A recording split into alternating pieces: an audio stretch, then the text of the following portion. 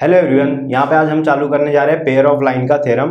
तो pair of line में तीन थ्योरम है हमारे पास। तीन थ्योरम में से एक थ्योरम बोर्ड में फिक्स रहता है, आता ही आता है, कंपलसरी है। ओके, तो यहाँ पे पेयर ऑफ लाइन का थ्योरम चालू करने से पहले मैं आपको थोड़ा सा बेसिक बता देता हूँ। जैसे आपको पता होगा कि जनरल इक्वेशन ऑफ लाइन क्या होता है। जनरल इक्वेशन ऑफ लाइन का जनरल इक्वेशन क्या होता है, ax plus b y plus c equal to 0। ये जनरल इक्वेशन होता है। ये क्या होता है, जनरल इक्वेशन होता है लाइन का। कोई भी लाइन का जनरल इक्वेशन यही होता है, जिसमें ए बी सी क्या होता है, कांस्टेंट होता है, कोई नंबर होता है, और ए एक्स एंड वाई वेरिएबल होता है। ओके, तो कोई भी इक्वेशन है लाइन, तो जनरल इक्वेशन क्या होता है लाइन का, ये होता है। ओके, तो अगर ये लाइन में से मैं अगर सी हटा दूँ, ये वाले लाइन में से मैं अगर सी हटा दूँ, ए एक्स प्लस बी वाई बचा इक्वल टू 0, तो इसमें अगर कांस्टेंट नहीं होता है तो ये वाला जो लाइन होता है ये ओरिजिन से पास होता है। तो ये आपको पता होना चाहिए। ओके, ओरिजिन से पास होता है। अगर कांस्टेंट नहीं होगा किसी लाइन में तो वो ओरिजिन से पास होगा। जैसे for example 5x plus 3y लिखा मैंने इक्वल टू 0, तो इसमें तो कांस्टेंट नंबर कुछ है नहीं, प्लस सी माइनस सी करके कुछ है नहीं, दिख नहीं रहा है, तो ये लाइन जो होगा ओरिजिन से पास होगा। तो ये बेसिक था। और बता दूँ, अगर मैं इसको रफ कर देते हैं, अगर ये लाइन और ये लाइन का मुझे स्लोप फाइंड करना है, और स्लोप को कभी भी हम लोग m से दिखाते हैं, तो ये दोनों लाइन का स्लोप क्या होगा, माइनस a बाय बी। तो यहाँ पर जो भी होगा a का वैल्यू वो लिखना है यहाँ पर, और जो भी यहाँ पे y के साथ होगा वो यहाँ पर लिखना है, तो आपको स्लोप मिल जाएगा उस लाइन का। ओके, तो स्लोप इस तरह से निकालते हैं। तो इसको रफ कर देता हूँ, और भी बेसिक चीज़ें जो छोटी मोटी वो आपको मैं बता देता हूँ यहाँ पर। जैसे अभी आपको पता होगा कि ये एक लाइन है मेरे पास और ये दूसरा लाइन है। अगर ये दोनों लाइन, ये L1 लाइन है और ये L2 लाइन है, अगर ये दोनों लाइन पैरेलल है, आपको दिया है कि दोनों लाइन पैरेलल है, दोनों लाइन पैरेलल है तो स्लोप क्या होगा, दोनों का इक्वल होगा, मतलब m1 इक्वल टू m2 होगा। अगर मैं बोलूँ कि इसका स्लोप m1 है और इसका स्लोप m2 है, तो दोनों का स्लोप इक्वल होगा। क्यों? क्योंकि पैरेलल लाइन का स्लोप सेम होता है। ओके, अगर मैं ऐसा बोलूँ, ये लाइन है और ये लाइन है, ओके, तो ये L1 लाइन है और ये L2 लाइन है, और अभी क्वेश्चन में बोला है कि L1 जो है परपेंडिकुलर है L2 के, तो अब दोनों का स्लोप अगर मैं मल्टीप्लाई करूंगा तो -1 हमें मिलता है। तो आपको कभी भी याद रखना है कि दो पैरेलल लाइन का स्लोप सेम होता है और दो परपेंडिकुलर लाइन का स्लोप मल्टीप्लाई करने पर -1 आता है। तो आपको इतना चीज याद रखना है हमेशा के लिए। ओके, और लास्ट एक बेसिक चीज आपको बता देता हूं मैं। लास्ट बेसिक चीज क्या है कि अगर ये दो लाइन है मेरे पास, ये L1 लाइन है और ये L2 लाइन है, तो दोनों के बीच का एंगल अगर मैं थीटा बोलता हूँ, दोनों के बीच का एंगल मैं थीटा बोलता हूँ, तो फॉर्मूला है हमारे पास tan theta equal to m1 minus m2 divide by 1 plus m1 into m2। ये फॉर्मूला होता है हमारे पास। एंगल निकालना, दो लाइन के बीच का एंगल निकालना है, तो उसके लिए हमारे पास ये फॉर्मूला है। और आपको पता है कि m1 m2 क्या होता है। m1 क्या होता है, फर्स्ट लाइन का स्लोप, और m2 क्या होता है, दूसरे लाइन का स्लोप। अभी हम लोग मूव करते हैं फर्स्ट थ्योरम पे, चैप्टर के फर्स्ट थ्योरम पे मूव करते हैं हम लोग। तो यहाँ पर हम आ चुके हैं फर्स्ट थ्योरम पर। तो यहाँ पे फर्स्ट थ्योरम क्या दिया है पेयर ऑफ लाइन का, the combined equation of pair of line passing through origin is a homogeneous equation of degree 2 in x and y. इसका मतलब क्या है कि वो फर्स्ट लाइन में क्या बोल रहा है कि दो लाइन है जो ओरिजिन से जो पास हो रहे, पासिंग थ्रू ओरिजिन, जो दो लाइन है ओरिजिन से पास हो रहे, उनका मैं अगर कंबाइन इक्वेशन निकालता हूं तो मुझे मिलेगा होमोजीनियस इक्वेशन ऑफ डिग्री 2।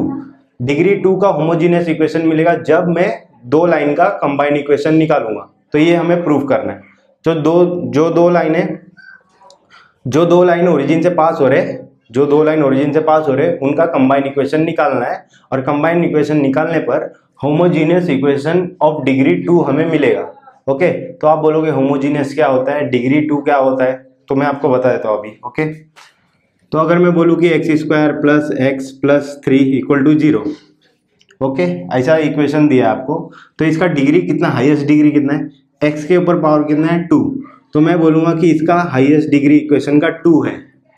इसका डिग्री मैं बोलूँगा 2 है। ओके, ये इक्वेशन का डिग्री 2 है, बट इसको मैं होमोजीनियस इक्वेशन नहीं बोल सकता। क्यों? क्योंकि यहाँ पे 2 है डिग्री, यहाँ पे 1 डिग्री है, और यहाँ पे तो कुछ भी डिग्री नहीं है। ओके, तो अगर डिग्री सारे टर्म का एक जैसा होता है तो उसको हम लोग बोलेंगे होमोजीनियस इक्वेशन। जैसे for example x3 x² y y cube equal to 0। अगर ये इक्वेशन है तो इसको मैं, इसका डिग्री कितना है देखो, यहाँ पे x का डिग्री कितना है 3, यहाँ पे y का डिग्री कितना है 3, और यहाँ पर x स्क्वायर का डिग्री 2 है, तो एक्स स्क्वायर का डिग्री 2 है और y का डिग्री 1 है। लेकिन इन दोनों मल्टीप्लाई में तो क्या करूंगा मैं, दोनों का पावर ऐड करके ही बोलूंगा मैं।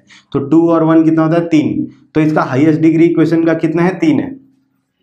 ये इक्वेशन का डिग्री कितना है 3 है। अभी ये होमोजेनियस इक्वेशन है कि नहीं, ये होमोजेनियस इक्वेशन है। क्यों? क्योंकि इसका एक्स क्यूब यहाँ पर 3 डिग्री है और यहाँ पर भी 3 डिग्री है और यहाँ पर भी 3 डिग्री है, तो पूरे इक्वेशन में डिग्री 3 है। तो पूरे इक्वेशन में हर जगह डिग्री 3 है। ओके, तो 3 है सारे जगह, तो इसको मैं बोलूंगा ये होमोजेनियस इक्वेशन है डिग्री 3 का। तो इसी तरह हमें फाइंड करना है कि ये होमोजेनियस इक्वेशन हमें मिलेगा, डिग्री 2 का मिलना चाहिए हमें होमोजेनियस इक्वेशन। तो हम लोग फाइंड करके देखते हैं। प्रूफ यहाँ पर हमें दिया, सबसे पहले कंबाइंड इक्वेशन फाइंड करना है पेयर ऑफ लाइन का जो ओरिजिन से पास हो रहा है। तो मैं लेट कर लेता हूँ, late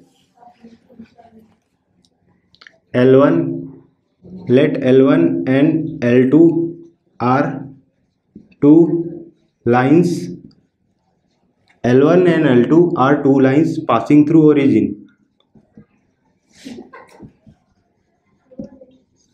Passing through origin. Okay, तो आपको पता है कि कोई भी लाइन ओरिजिन से पास होता है तो इसका इक्वेशन क्या आता है, तो मैं दिखा देता हूँ।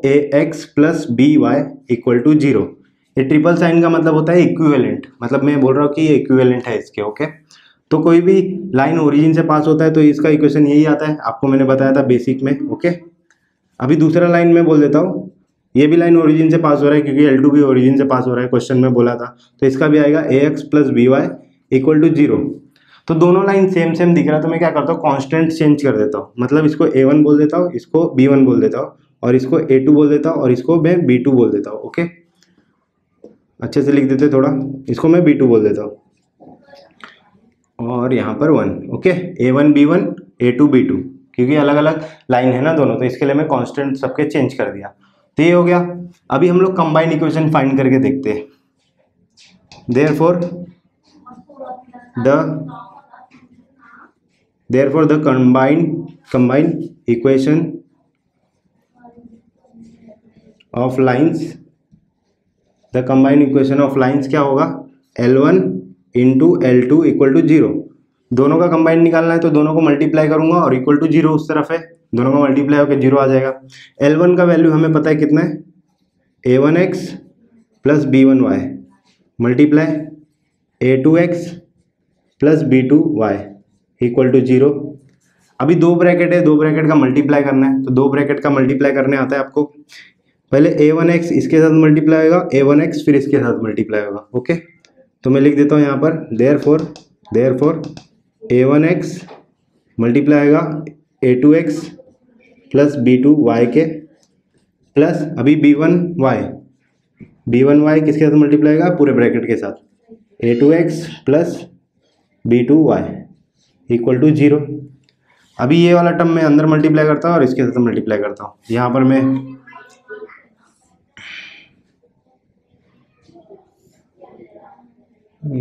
इसको मैं थोड़ा सा नीचे लिख देता हूँ, ऑफ लाइन्स। ओके, बोर्ड में थोड़ा कम जगह है इसलिए। Okay, the combined equation of lines ये होगा। अभी इसका मैं मल्टीप्लाई अंदर करता हूँ, तो ये क्या होगा, a1 a2 और ये x स्क्वायर हो जाएगा, प्लस अभी a1x और ये b2y क्या हो जाएगा, a1 b2 और xy। ओके, xy प्लस अभी इसमें आ जाते हैं, ये इसके साथ मल्टीप्लाई होगा, क्या होगा a2 b1, आगे पीछे आप लिख सकते हो a2 b1 और xy, क्योंकि मल्टीप्लाई हो रहा है तो आगे पीछे लिख सकते हो। अभी ये इसके साथ मल्टीप्लाई होगा b1 b2,